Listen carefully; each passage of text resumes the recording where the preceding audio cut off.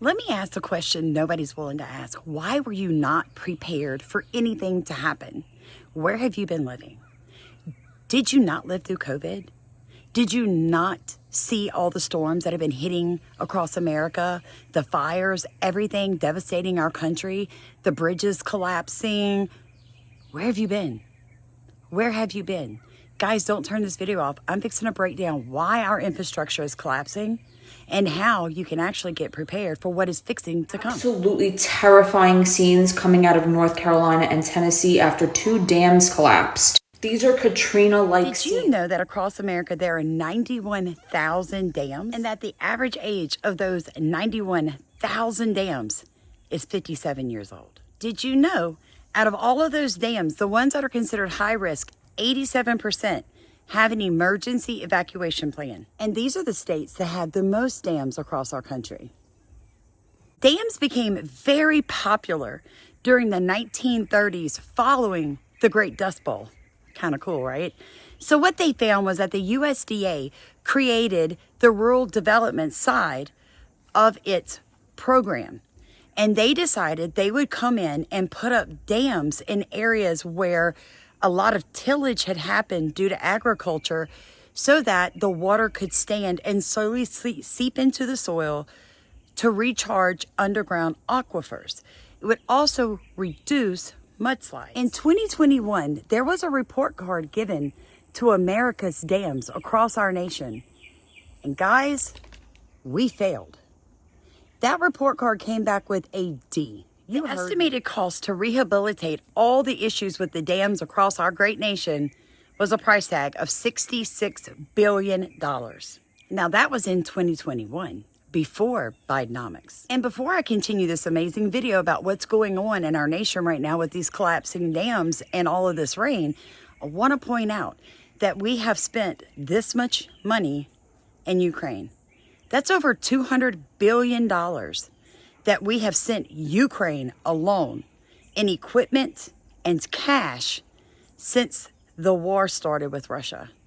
That is 3 times the amount of money that we needed to fix the dams that collapsed across our country in September of 2024.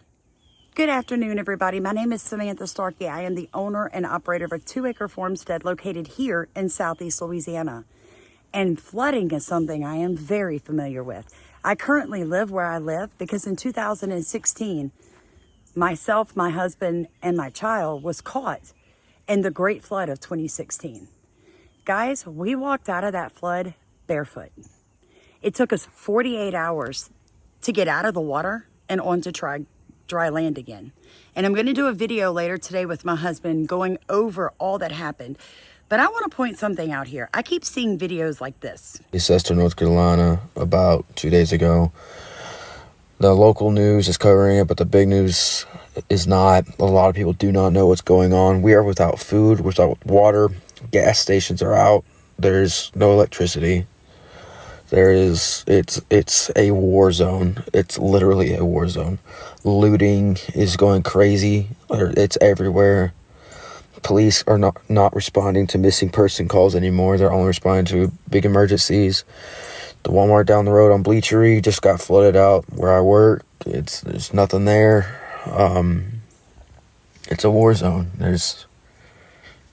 There's flooding everywhere. Houses have been swept away. There's houses floating down the river. Cars are gone. We need help. Most of us feel something for this young man and the thousands of Americans in the exact same situation. No power, no running water, no food, no way out, surrounded by water, trapped by mudslides, no roads available to leave, no emergency evacuation, no 911. They're scared. Here's my thing. Where have you been living? Have you been under a rock? Have you guys not been hearing people like myself all over social media telling you to do what? Get a bug out bag. Get a bug out bag. Why do you not have a bug out bag? Even if you live in a city, why do you not have a bag with all of your emergency paperwork copied and sealed in waterproof bags in there? Why do you not have an emergency water straw? It is a straw where you could literally drink sewage water and it would purify it as you're sucking it through the straw. Why do you not have water purification tablets? Why do you not have emergency food rations that don't need to be heated up? Why are you not prepared for something like this to happen, regardless of where you live or how old you are? Did we not all just live through 2020 together? Did we not all just realize that whether or not you're believing it is climate change or I'm believing it's geoengineering, that something's wrong with the environment and our infrastructure can no longer handle it? That's all I'm saying. You're literally asking us and telling us to make it go viral, and we will. We'll help you. But I need something back. I need you to be responsible for yourself in an emergency, folks, unless you are elderly, a child, or injured. When you're in an emergency situation like that young man is, you should be prepared to do whatever it takes to get you and yours out of there without needing to call 911. So how can I say that so callously, right? 911 should be literally your last option because there's no infrastructure left, folks. It's been washed out. It's been washed out. People are just starting to get cell service back. So even if you wanted to call 911, you can't. And then when you do call them, asking them to help you, you've got no water, you've got no food, you don't have backup medication for your child who is diabetic. These people have families too. And I know what you're going to say, but this is their job. It is their job. It is their job to protect you from unknown and unseen things. It is not their job to protect you from yourself. And unfortunately for Americans, we are lazy. Because right now, I want an honest comment from each and every one of you. Are you prepared with a bug out bag for your family? Yes or no? In comments right now, drop it.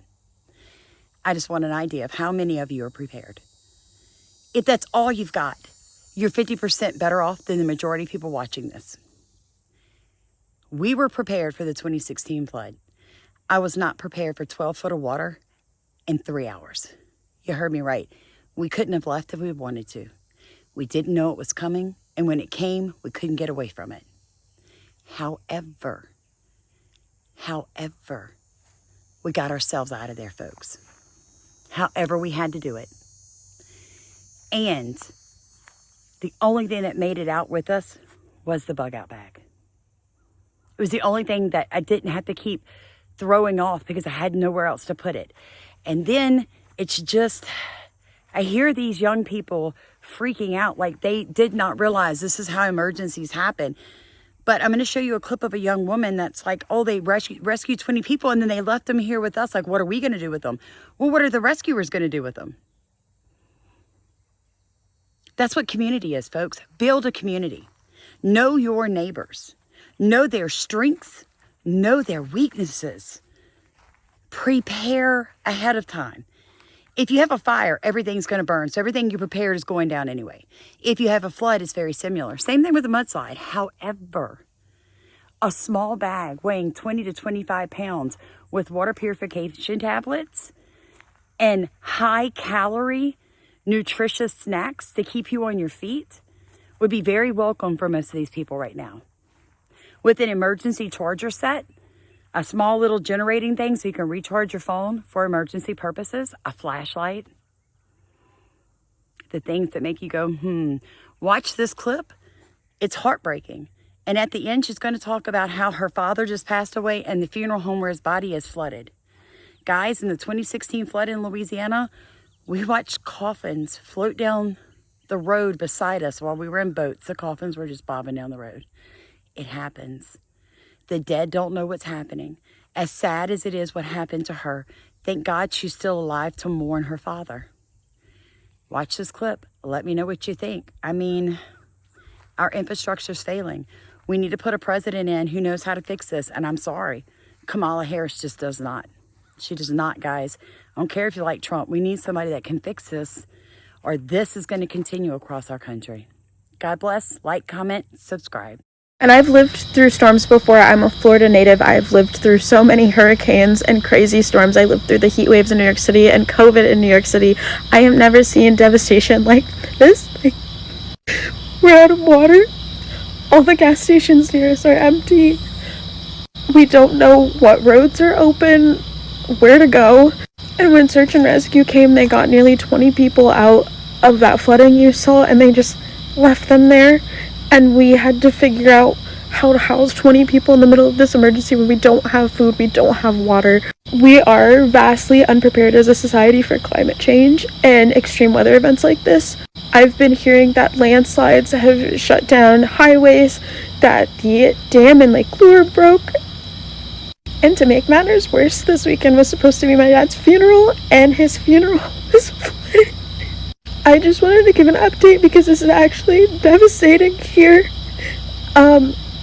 So if the Nolichucky Dam fails, the water could go as far as the Douglas Reservoir. So essentially from like here all the way down to here. The Douglas Reservoir is already all 11 gates open, the first time since like 1989. Like, she's full. If the Douglas Dam fails, it could flood Kodak, Seymour, Maryville, just straight down the valley. The TVA has said nothing about the Douglas Dam failing, but it was built in the 1940s. So just be really careful.